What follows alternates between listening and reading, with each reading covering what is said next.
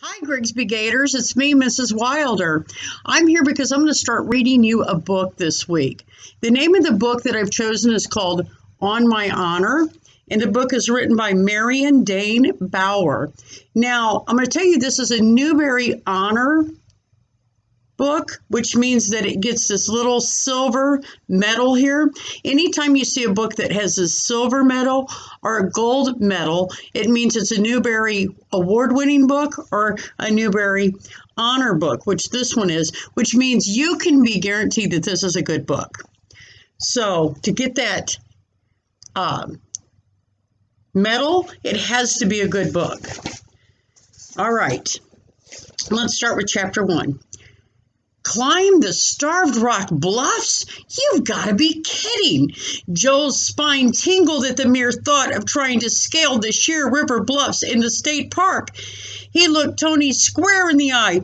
Somebody got killed last year trying to do that. Don't you remember? Tony shrugged, popped a wheelie on his battered BMX, spun in place. Nobody knows if that guy was really trying to climb the bluffs. He might have fallen off the top or even jumped. Joel bent over his Schwinn 10-speed and brushed imaginary dust off the fender. Well, I'm not going to ride out there with you if that's what you're going to do. It's dumb. He tried to sound tough, sure of himself.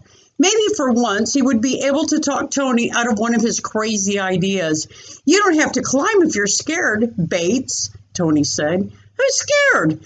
Joel licked his lips, which seemed to have gone dry. I'd just rather go swimming, that's all. It's going to be a scorcher today. Or we could work on our treehouse. My dad got us some more wood. We can do the treehouse later, Tony said, after we get back. And I don't feel like swimming. You never feel like swimming, Joel muttered, seeing in his mind the shining blue water of the municipal pool. The truth was, Tony rarely felt like doing anything that Joel wanted to do. Joel wondered sometimes why they stayed friends. There had to be something more than their having been born across the street from each other 12 years ago, their birthdays less than a week apart. Mrs. Zabrinsky, Tony's mother, started babysitting Joel after his mother went back to work when he was 6 months old, so he and Tony had spent their baby years drooling on the same toys. Now Joel just checked in with her during the day, let her know where he was going, things like that. But he didn't know what kept him and Tony together, except that after Tony, other kids seemed boring. Come on, Joel, Tony said. Ride out to the park with me today, and tomorrow I'll go swimming with you. Joe thought of a long, curving, watery slide at the pool. He sighed. Tomorrow it would probably rain, or Tony would have some other plan, as crazy as this one. He would pretend he had forgotten he promised to go to the pool. Joe resettled his lunch in the saddlebag behind his bicycle seat. It wasn't much fun to go swimming alone, but still it would be better than getting killed on the park bluffs. There were signs all over warning people to stay on the paths, and Tony wanted to climb from the riverside, no less. The front door of Joel's house opened, and his father came out with Bobby, Joel's 4-year-old brother. Mrs. Zabrinsky was Bobby's babysitter now, and their father was always the one to give Bobby his breakfast and take him to the Zabrinskys' house before their mother had to leave for work earlier than he. Seeing his father and the firm grip he maintained on Bobby's hand gave Joel an idea. He would ask for permission to ride his bike out to Starved Rock. He wouldn't mention about the bluffs, of course. He wouldn't have to. His father was sure to say that the ride to the park was too far, too dangerous. His dad always worried about things like that. Tony would be mad that he had asked, but they were supposed to ask after all. At least Tony wouldn't be able to say that Joel had stayed home because he was chicken. Hi, Dad, Joel called. This was going to be easy. Can I bike out to Starved Rock with Tony? He turned his back slightly to Tony to avoid seeing what he knew would be a dirty look. His father stopped and squinted against the morning sun that had just risen above the houses across the street. All the way out to the state park, he repeated, as though there was some other Starved Rock in Illinois. Yeah, Joel said, it's not so far, probably only 10 or 12 miles. More like 8 or 9, I think, his father said, approaching with Bobby in tow. But it's still a long ride. I want to go too, Bobby announced. I want to go to the park. Can't I, Daddy? Can't I, Joel? His voice reminded Joel of the hovering whine of a mosquito. Their mother said whining was a stage all 4-year-olds went through. Joel thought a year was a long stage. It's a hot day, his father continued, ignoring Bobby's plea. And that road is awfully narrow, hilly, and windy, too. Can I, Daddy? Bobby's voice rose in volume and pitch. Can I go with Joel? No, their father shook his head. I'm not even sure these two are going anywhere. Now you run across to the Zabrinskys, but be careful, Bobby. Watch for cars. There were almost no cars to watch for on their quiet street, but their father always said things like that anyway. Bobby went, his lower lip sticking out like a shelf. We'll be careful, Dad. Joel could hear the whine in his voice. He sounded almost as bad as Bobby. He sounded as if he really wanted to go. We will, Mr. Bates. Honest, Tony pleaded. The park's not that far, and there's not much traffic during the week. Joel's father ran his fingers through his hair, leaving it standing on end. I know the traffic is sparse, but with all those hills, it has seemed like a lot farther. If we get tired, we'll just turn back, Tony said. Joel didn't say anything more. To win his argument would be to lose. He was sure, though, that his father wasn't going to give permission. His father surveyed their bikes, frowning slightly. Joel wondered if he was going to ask why Tony was carrying a rope looped over his handlebars. To tie ourselves together when we climb, Tony had announced. But Joel's father merely said, You have lunches packed already?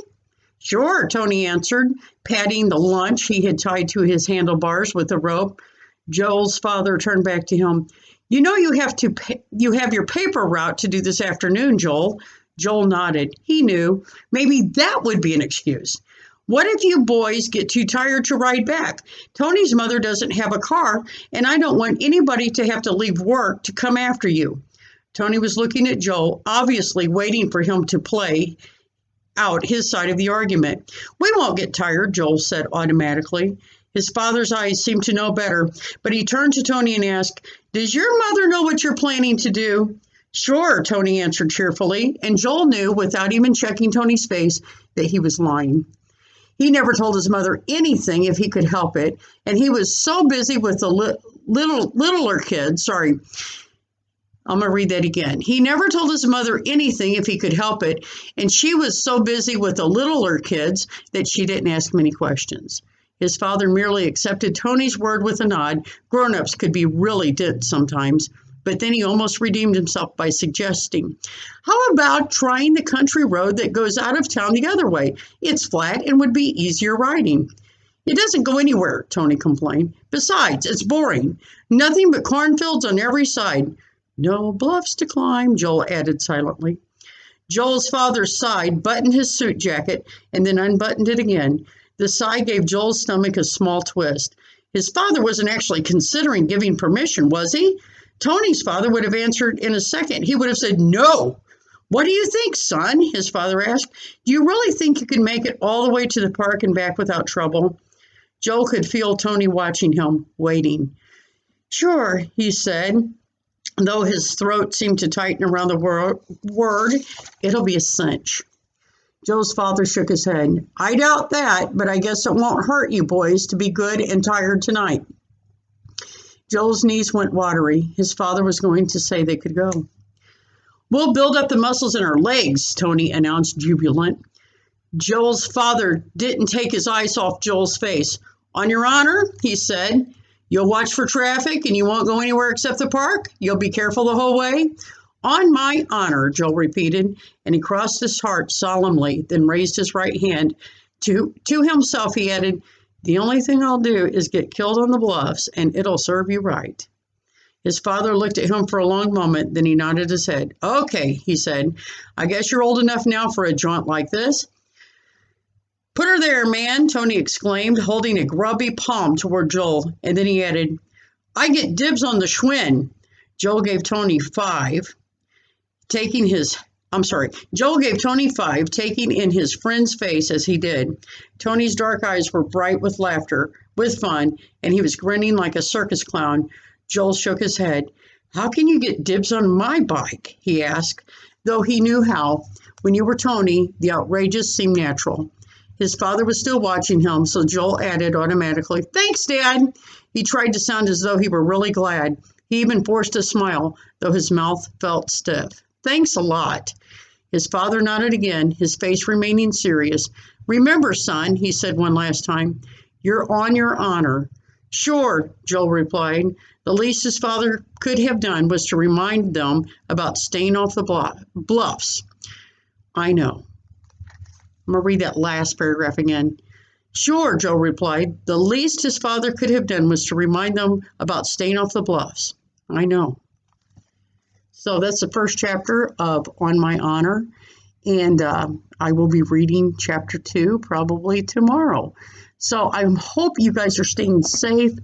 I know this is a difficult time for us in school, but anyway, do your best to keep up with your schoolwork. This is Mrs. Wilder telling you to have a good day and be safe. Bye-bye.